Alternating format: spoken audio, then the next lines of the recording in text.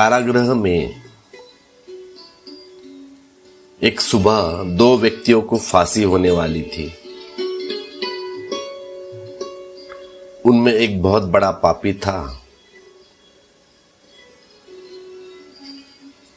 जिसने जीवन में बहुत बुरा किया था सबके साथ,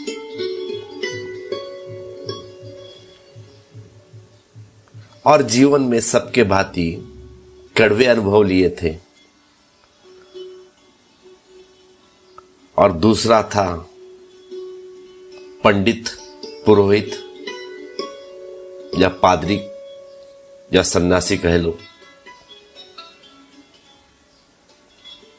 वह राजद्रोह में पकड़ा गया था। उसने कोई पाप कभी किया नहीं था। जहां जहां पाप की छाया थी वहां वहां से वो दूर रहता। उसने जीवन को अत्यंत पवित्र और प्रार्थना में व्यतीत किया था। उन दोनों को फांसी होने वाली थी। और जो कारागृह का पुरोहित था, मरने के पहले वह लोगों को परमात्मा की याद दिलाता है। वह उसका काम। तो वह पहली कोठरी में गया और उस पापी को कहा कि क्षमा मांग लो परमात्मा से, प्रार्थना करो, पश्चाताप करो।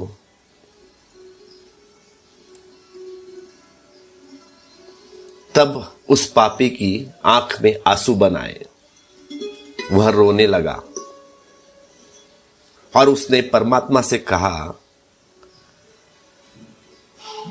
हे परमात्मा, मुझे क्षमा कर दो उन पापों के लिए जो मैंने किए, और मुझे बल दे कि अगले जन्म में उन पुण्यों को जिन्हें मैं करना चाहता था, जो मैं इस जन्म में नहीं कर सका, वो पुण्य मैं अगले जन्म में कर सकूं। उसके लिए मुझे बल दे, उनको करने की मुझे शक्ति और संकल्प तू दे। वह दुखी था जो पाप उसने किए उसके लिए,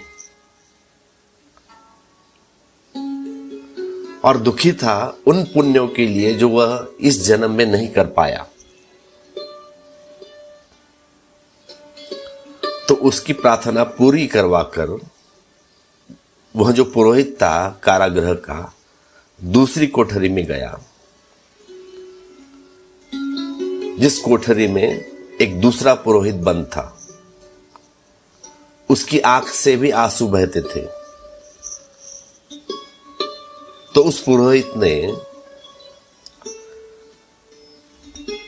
जो कोठरे में पुरोहित था, उससे कहा, तुम भी मांग लो परमात्मा से क्षमा, पश्चाताप, जो तुमने भूल की है उसके लिए। तो उस पुरोहित ने कहा, मेरे मित्र, पश्चाताप कर रहा हूं मैं, लेकिन उन पापों के लिए नहीं जो मैंने किए, बल्कि उन पापों के लिए जो मैं नहीं कर पाया।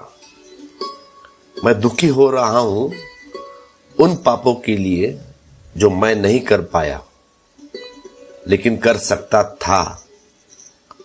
मृत्यु के इस क्षण में भी वह सब पाप मुझे याद आ रहे हैं कि जो मैं कर सकता था और उसमें मुझे आनंद मिल सकता था, लेकिन मैंने नहीं किए। मैंने जीवन व्यर्थ गवाया। और उसने कहा, मेरे मित्र, तुम तो अभी युवा हो और तुम उसी मार्ग पर हो जिस मार्ग पर मैं गया था। मैं तुमसे प्रार्थना करता हूं, मैं तो मर रहा हूं, लेकिन तुम पाप करने से मत चूकना, क्योंकि जो पाप करने से चूक जाता है वह बाद में पछताता है। तो जो युवा पादरी था, पुरोहित, वो तो परेशान हो गया, हैरान। पास में ही कोठरी में एक पापी पछताता है और दूसरा पाप न करने के लिए पछताता है। तो जीवन दोनों ही तरह से उलझा जाता है। यह जो जीवन है के रूप करीब करीब हर मनुष्य के सामने विकल्प होकर खड़े हो जाता है। एक ही रास्ता है जीवन में वासनाओं का भोगने का, उनमें डूब जाने का। एक रास्ता है उनसे भाग जाने का, उनके प्रति पीठ मोड़ लेना। और ये दो ही बातें निरंतर हमारे समक्ष है। दो ही बातें जीवन को नष्ट कर देती है। संसार भी नष्ट कर देता है और सन्यास भी। भोगी भी नष्ट कर देता है और त्यागी भी। क्या कोई और दृष्टि भी हो सकती है जीवन के प्रति जागने की? क्या कोई और मार्ग हो सकता है?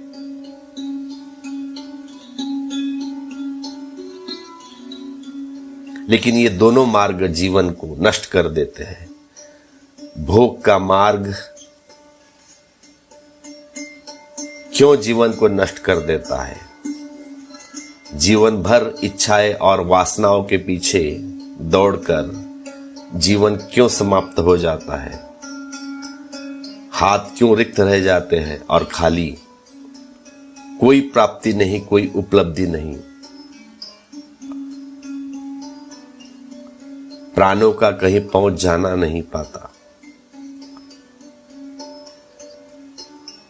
ये तो सब हम जानते हैं अपने अनुभव से भी। मनुष्य जाति के हजारों वर्ष के अनुभव यही कहते हैं, नहीं पहुंच पाता कोई। वासना में जितने दौड़ते हैं, जितने डूबते हैं, मन और रिक्त खाली हो चला जाता है। मन भरता ही नहीं, मन पूर्णता को नहीं पाता। मन और भी खाली और रिक्त हो जाता है। और रिक्त मन दुखी है। रिक्त मन की आकांक्षाएं और प्यासों से, अभिशापों से भरा हुआ मन। लेकिन जिसकी पूर्ति कुछ कभी न हो पाई हो, ऐसा मन दुख और संताप।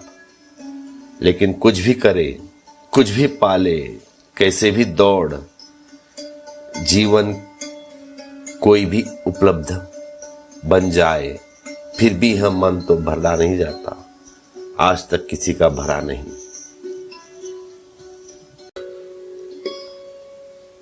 एक कारागृह में एक सुबह दो व्यक्तियों को फांसी होने वाली थी। उनमें एक बहुत बड़ा पापी था, जिसने जीवन में बहुत बुरा किया था सबके साथ।